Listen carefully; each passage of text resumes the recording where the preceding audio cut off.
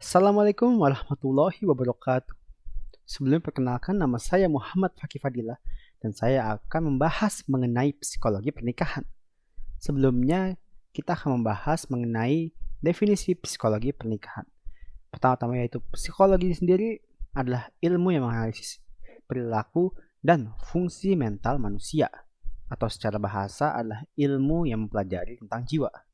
Sementara menikah atau kata nikah sendiri, menurut KBBI, merupakan ikatan atau akad perkawinan yang dilakukan sesuai dengan ketentuan hukum dan ajaran agama. Pernikahan adalah suatu ikatan antara laki-laki dan perempuan yang telah menginjak usia dewasa maupun dianggap telah dewasa dalam ikatan yang sakral.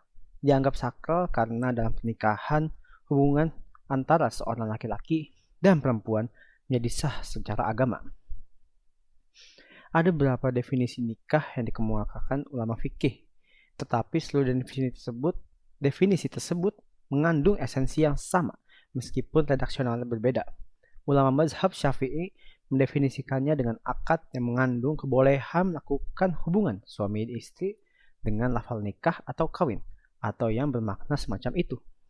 Sedangkan ulama mazhab Hanafi mendefinisikannya dengan akad yang memfaedahkan halalnya melakukan hubungan suami istri antara seorang lelaki dan seorang wanita selama tidak ada halangan syara'.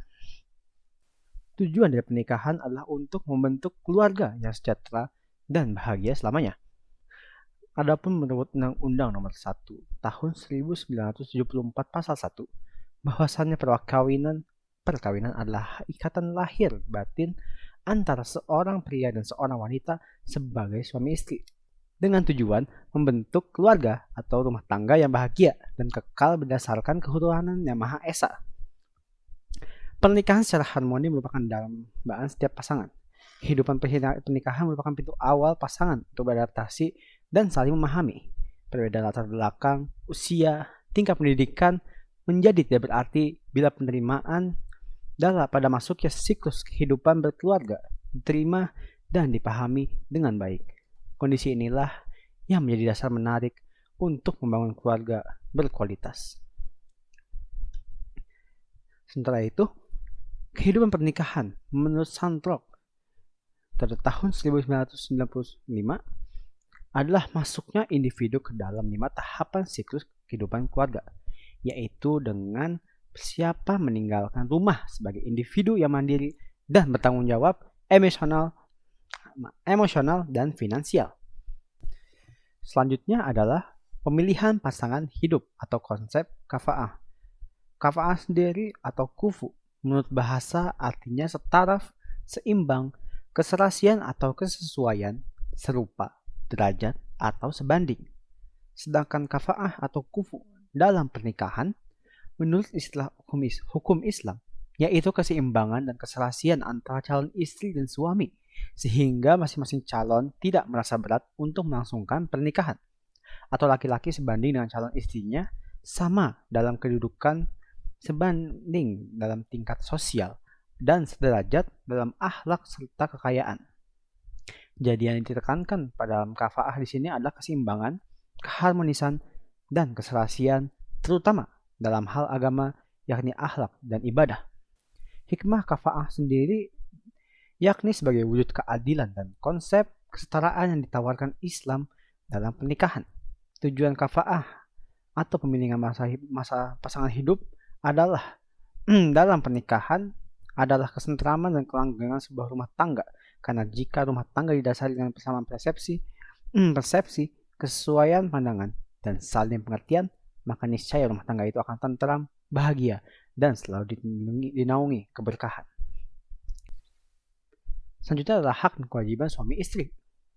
Quraisy Shihab ahli tafsir Indonesia menjelaskan bahwa kata sakinah mengandung makna ketenangan. Ketenangan atau ketentraman ini merupakan modal untuk mewujudkan kebahagiaan dalam kehidupan rumah tangga. Selain sakinah, ada pula istilah mawadah dan rohmah. Dalam penjelasan kosakatanya, mawadah berasal dari kata fi'il yawaddu yang artinya cinta, kasih, dan suka. Sementara rohmah berasal dari kata fi'il rohima yarhamu yang berarti sayang, menaruh kasih.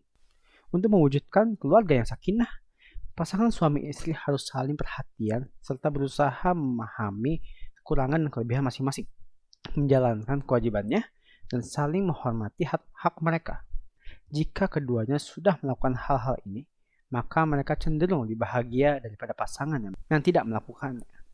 Jika keduanya sudah melakukan hal-hal itu, maka mereka cenderung lebih bahagia daripada pasangan yang tidak melakukannya.